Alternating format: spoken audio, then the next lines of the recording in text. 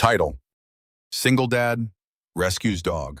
Hit by car, then the owner buys his house in cash.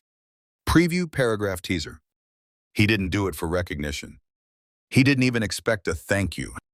A struggling single dad pulled over one rainy night to save a dog barely clinging to life. He wrapped it in his only dry jacket, rushed it to a vet, and paid with money he didn't really have. What he didn't know was who the dog belonged to, or that the woman behind it would soon show up on his doorstep, holding not just gratitude, but an offer that would change everything.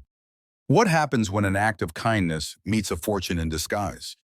Stick around, because this story has more heart than you expect, and a twist you'll never see coming. Story opening approx. 300 words.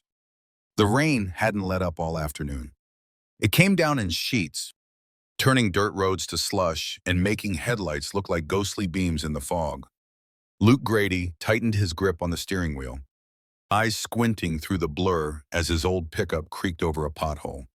The wipers struggled to keep up. Beside him, his daughter Maisie, 9 and too smart for her own good, hummed quietly, her nose buried in a book she'd read at least 10 times. They were on their way back from the diner, one rare treat on a paycheck week, and Luke's thoughts were already on the overdue electric bill and whether the space heater would hold another winter. Life had been mostly about stretching what little they had. He didn't complain, not out loud. Anyway, then he saw it. A shape in the road, something small, twisted, not moving. At first, he thought it was trash, maybe an old jacket. But as the truck rolled closer, his breath caught. It was a dog, mangled, motionless, but not gone. One leg twitched, no collar, no tags, just pain. Luke's foot slammed the brake before he even knew what he was doing. Stay in the truck, he told Maisie, already pulling off his jacket. The rain hit him like a slap as he knelt in the road, arms trembling as he slid them beneath the dog's soaked, trembling body. Its eyes fluttered, still alive. No hesitation, no questions. He wasn't about to let it die there alone. He cradled it like something precious and turned the truck toward the vet. No appointment, no money, just a man, a child, and a dying dog with no idea what tomorrow would bring. The waiting room at Pine Hollow Animal Clinic smelled like antiseptic and anxiety. Luke sat hunched over in one of the cracked plastic chairs, soaked to the bone, jacket gone, jeans clinging to his legs like a second skin. Across the room, Maisie flipped through a tattered highlights magazine, pretending not to worry. But Luke could see it in the way she kept glancing up, her little hands twitching every time the back door creaked open. He dropped the dog, barely breathing, ribs rising in short gasps, into the vet tech's arms with nothing more than a desperate look. "I don't have much," he'd said, voice low, "but don't let it die. Please." The tech, a young woman with freckles and a firm nod, disappeared without another word. Now, there was nothing to do but wait. Luke's mind spun in circles, not just about the dog, but everything. The cost, the rent, the electric. He could already feel the pressure building. That tight band around his chest he got whenever he thought about bills stacked on the counter at home. Still, he didn't regret stopping. Not even a little. That dog had looked at him like it understood something, like it knew it didn't have many more chances. And Luke was the last one coming. He would have done the same for any living thing. That's just how his mama raised him.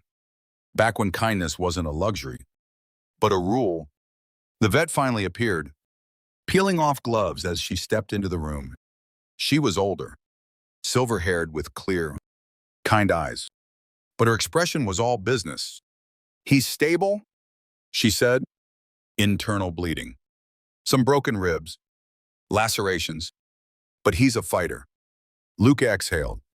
For the first time in an hour, he felt his shoulders drop just a little. "Thank you," he said. "Can I do payments?" She gave him a long look. then nodded. We'll work something out. It wasn't a yes, but it wasn't a no either. He'd take it. They left the clinic under a still weeping sky, silence filling the cab of the truck. Maisie finally spoke as they pulled into the driveway. Will he be okay? Luke hesitated. Yeah. Kiddo. He's tough. She nodded, satisfied. But he could tell she knew more than she let on. That was the thing about Maisie. She always saw through him, even when he tried to shield her from the worst parts of the world. The next few days passed in a blur of work shifts, peanut butter dinners, and borrowed gas money. Luke checked in with the clinic every evening. And each time the dog, whom Maisie had already started calling Rusty, was doing better. Eating, sitting up, wagging his tail. The vet said it was a miracle. Luke didn't believe in miracles. But maybe he was starting to. Then came the knock. A Friday afternoon, sunlight finally cutting through the gray skies. Luke was home early, fixing the busted kitchen faucet when Maisie called from the window. Dad, there's a fancy car in the driveway. He wiped his hands on a rag and walked out onto the porch. There, parked like it belonged in a magazine, was a black BM, sleek, polished, and stepping out of it was a woman who looked like she'd never been anywhere near Pine Hollow. She wore tailored slacks, heels too clean for these dirt roads, and sunglasses that probably cost more than his truck. She held a leash in one hand, and at the other end of it was Rusty, cleaned up, tail wagging, tongue lolling like he'd won the lottery. You must be Luke Grady, she said, voice smooth like silk stretched over steel. He blinked, nodded. I'm the dog's owner, she continued, stepping forward. His name's Baxter. Rusty Baxter ran up and nudged Luke's hand. The woman smiled faintly. You saved him. I owe you everything. Luke shook his head. Don't owe me anything. Just couldn't let him die. She paused, then reached into her purse and pulled out a folded envelope. Well, I think you'll want to see this anyway. Luke opened it, his jaw slackened. Inside was a deed. To his house, paid in full, transferred, signed, no conditions. The woman tilted her head. I bought it, not to take it, to give it back, free and clear. You saved him. Now let me save you. Luke didn't speak. Couldn't.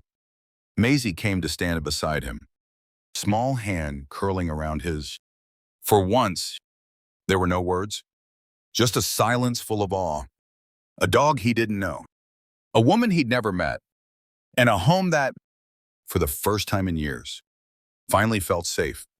Luke didn't sleep that night. The envelope sat on the kitchen table like a ghost, impossible to ignore. He'd read the deed a dozen times, run his fingers over the signature like it might vanish if he blinked. It didn't make sense. People didn't just give away houses. Not in this world. But the woman, Clarissa Vale, she'd said, hadn't come across as someone playing games.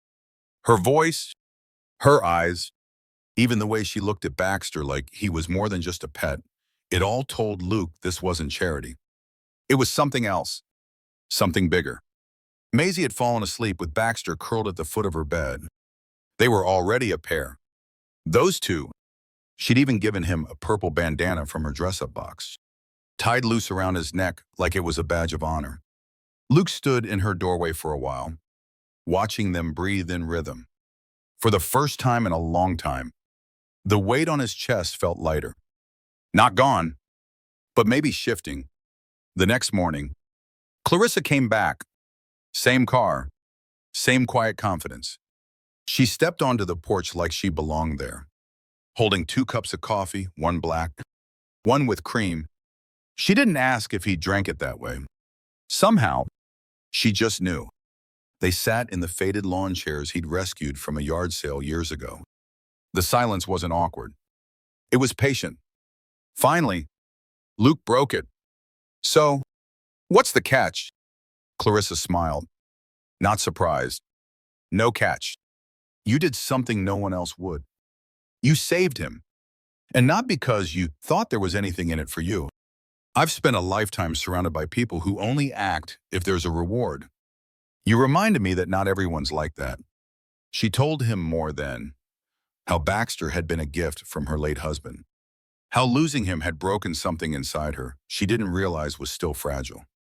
She'd searched for days, hired people, followed dead ends, but then the vet called. When I saw you in the clinic's log, Luke Grady, no contact info, left number on napkin, I knew I had to meet you. Luke chuckled softly. I didn't think anyone was looking for him. Clarissa sipped her coffee. You think too small, she said gently. You do everything for your daughter. You work hard, but you don't let anyone help you. Luke bristled at that. Don't have much choice. She looked at him. Steady. You do now. Later that week, things started happening fast. A contractor showed up to fix the sagging porch. A landscaper pruned the yard back into something that didn't look abandoned. Luke didn't ask questions. Clarissa never pushed, just dropped by now and then with groceries, with a new bed for Baxter, with books for Maisie. They never talked about money again. But Luke knew every nail and shingle being replaced had her name quietly behind it. One night, after dinner, Maisie asked, Is she going to be our new mom? Luke nearly dropped his fork. Where'd that come from? She shrugged. She makes you smile. You never do that with the lady from the gas station. Luke couldn't help but laugh. Well, she's not your mom, but she is a friend, a really good one. Maisie nodded, then leaned down to scratch Baxter's ears. Good, because I think she needs us too. Luke didn't answer, but the truth of it settled deep in his bones. Maybe it wasn't about who saved who anymore. Maybe it never was. Maybe sometimes the world just needed one moment of kindness to turn strangers into something more. Maybe, just maybe, this was the start of something whole. Spring came slow to Pine Hollow, but when it did, it came like a long exhale. The frost that had gripped the ground for months finally loosened, and the trees, once just brittle silhouettes, unfurled new green like a promise. Luke stood on the porch, coffee steaming in his hand, watching Maisie chase Baxter across the yard. The dog, fully recovered and thick with energy, barked as she darted left, then right, then collapsed in the grass, giggling as he licked her face. It was a simple scene, ordinary even. But to Luke, it looked like something out of a life he thought had passed him by, a glimpse of peace, of something steady, maybe even permanent. He didn't know exactly when Clarissa became part of their routine. It wasn't sudden, it was subtle, like the way sunlight crept across the floor every morning. One day, she was a woman on his porch with coffee.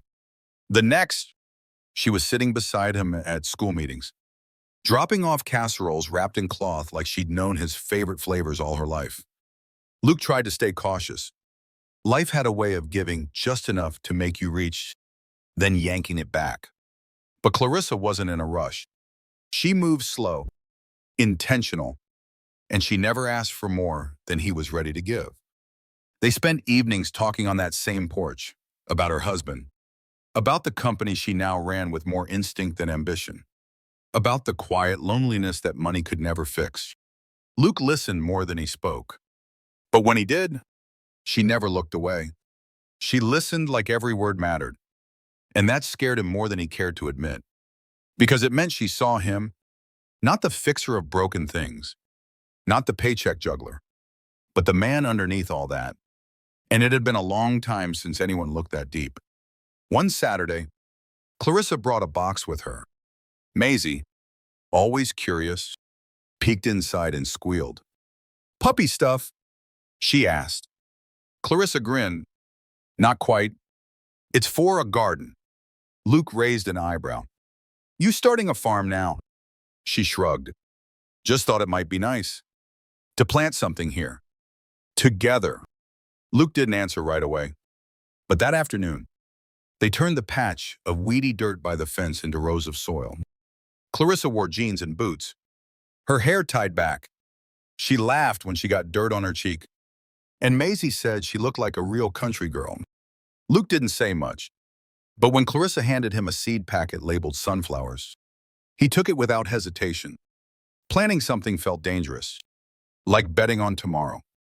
But as they dug, dropped seeds, and covered them gently with earth, Luke found himself hoping, just a little, just enough. A few weeks later, they were sitting around the dinner table. Clarissa, Maisie, Luke, and Baxter curled under the bench. Maisie was talking a mile a minute about a book she was reading, complete with hand gestures and dramatic reenactments. Clarissa laughed until she had tears in her eyes. And Luke watched them both, something swelling in his chest that felt dangerously close to joy. He excused himself, stepped outside under the pre-summer dusk, and leaned on the railing. Clarissa followed. She didn't ask questions, just stood beside him, shoulder brushing his. They watched the wind ripple through the grass. "You okay?" she asked softly. He nodded, then shook his head. "I don't know. I think I forgot what this felt like, to not be alone in everything." She didn't respond, just reached out and took his hand. Her fingers were cool, but steady. "Then don't be." Luke looked down at their hands, calloused palm against manicured nails. It didn't make sense, not on paper, but it felt real, solid, like the first brick in a foundation he hadn't let himself believe in.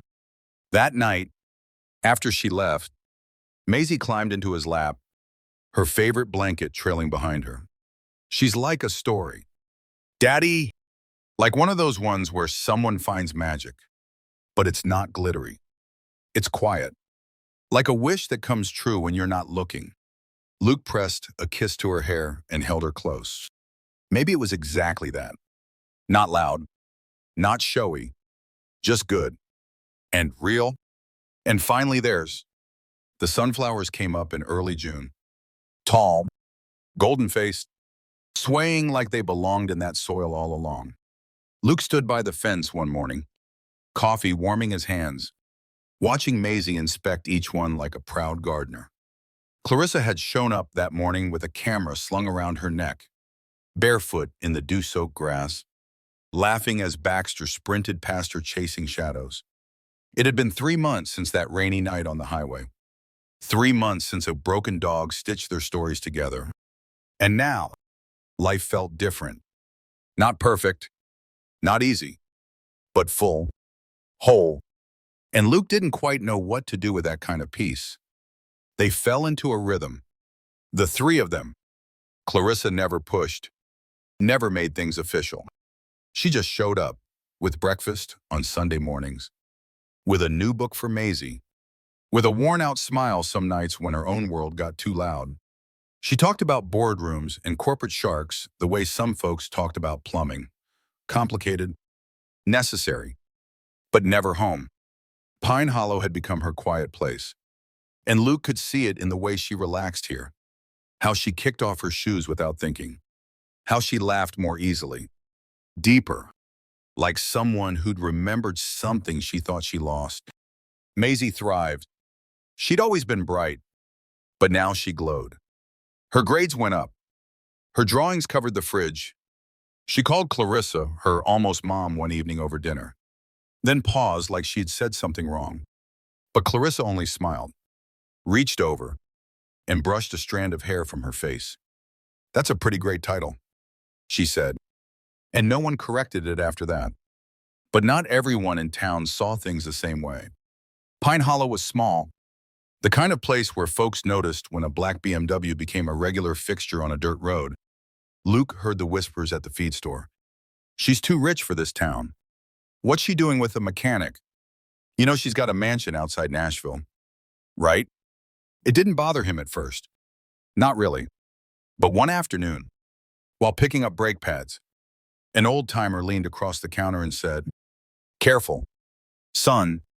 Them city types always find their way back home eventually. Don't go getting used to something borrowed." The words hit harder than he expected. That night, Luke sat on the porch long after Maisie went to bed. The porch light buzzing like it always did, Moths dancing in circles. Clarissa hadn't come by. She'd called, late meeting. Trouble with an acquisition? Something about Tokyo time zones, but her voice sounded tired, distant. And for the first time in weeks, Luke felt that old weight press back into his ribs. That whisper that said, "This doesn't last. It never does." When Clarissa showed up the next morning, barefoot again, hair still wet from the shower, Luke didn't smile. She noticed. "What's wrong?" she asked, setting down a paper bag that smelled like fresh muffins. He hesitated, then finally said, "You ever think you'll go back?" To all that, he didn't have to explain. She knew what he meant. She looked down at the sunflowers, then back at him. "I never left," she said quietly. "I still run things. But no, I don't want to go back. Not to living like that." He studied her, not convinced. "You're Clarissa Vale. You've got buildings with your name on them." She stepped closer, resting a hand on his chest. "That name didn't mean anything until someone like you called me a friend. It was the truth. But truth didn't silence fear." That night, Luke sat on the floor of Maisie's room, listening to her breathe. Baxter curled up at their feet. He thought about all the ways he could lose this, and all the reasons it was worth the risk anyway. Maybe that's what love was. Not just a feeling, but a choice to believe, to trust, to plant something, even when the soil once failed you. He looked at the drawing taped to her wall, 3 stick figures under a sunflower. One tall, one medium, one small, and in the corner, a dog with a bandana. Maybe this wasn't a borrowed life. Maybe it was the real one. Finally growing roots. The summer storms came early that year, loud, sudden, fierce. One afternoon, clouds rolled in like bruises across the sky. And by dinner time, the wind was howling through the trees like something alive. Luke had seen plenty of bad weather in Pine Hollow, but this storm felt different. The kind that shook shutters loose and pulled branches from the earth. He secured the porch, brought in Maisie's bike, and called Clarissa just to hear her voice. She answered on the second ring, breathless. "I'm okay. Stuck in town. Traffic's a mess. I'll wait it out at the office." Luke told her to be safe, then hung up, heart thudding harder than he wanted to admit. That night, the power went out. Maisie lit the emergency candles like it was an adventure. Baxter curled close to her feet while Luke listened to the wind rattle the windows and thought about everything he couldn't control. Around midnight, his phone buzzed once, then died. A voicemail from Clarissa. He played it on speaker. "Storm knocked a tree into the office lot. I'm staying overnight. Don't worry, but I miss you." Her voice cracked just a little on the last word. He didn't sleep much after that. The next morning, the town looked like it had been shaken by God's hand. Trees down, fences mangled, and mud everywhere. Luke started clearing the yard with a shovel while Maisie helped pick up branches. By noon, Clarissa showed up, jeans muddy, hair tied up, eyes tired. She didn't say anything at first, just wrapped her arms around Luke and held on. That hug said everything the storm hadn't taken. Later, while fixing a broken gutter, Luke saw her standing at the edge of the garden. The sunflowers had survived, bent but not broken, leaning into each other like survivors. Clarissa was watching them, one hand on her chest. "They made it," she whispered when Luke walked up beside her. "Guess they're tougher than they look." He nodded. "They've had good soil and a reason to grow." She looked at him then, eyes shining with something deeper than relief. "So do we." That afternoon, Clarissa made a decision. She didn't ask for opinions. She just told Luke and Maisie over dinner. "I'm stepping back," she said, voice clear. "I've appointed someone new to handle the day-to-day. I'll still be involved, but I'm not missing another moment here. This is where I want to be." Luke didn't answer right away. Maisie did. Does that mean we get to keep you? Clarissa smiled, reached across the table, and squeezed her hand. If you'll have me. They started building something real after that. Not just gardens and dinners, but a life that made sense on its own terms. Clarissa helped repaint the porch. Luke taught her how to fix a squeaky hinge.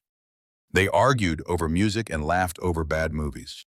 Baxter took to sleeping in the doorway between their rooms, as if standing guard over a new kind of family.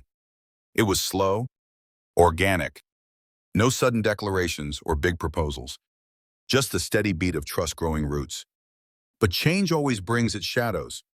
One evening, a black car pulled into the driveway. Not Clarissa's.